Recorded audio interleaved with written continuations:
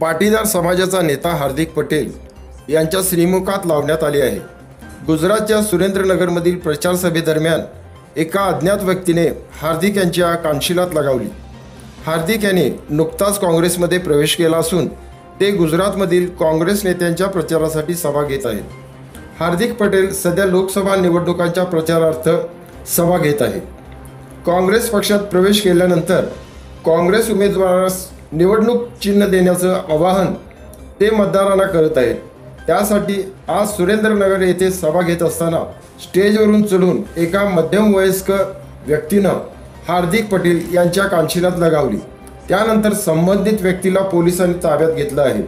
अद्याप त्या व्यक्तीची ओळख जाहीर करण्यात आली नाही, मात्र ती व्यक्ती भाजपाशी संबंधित असल्याचा आरोप हार्दिक यांनी केला आहे।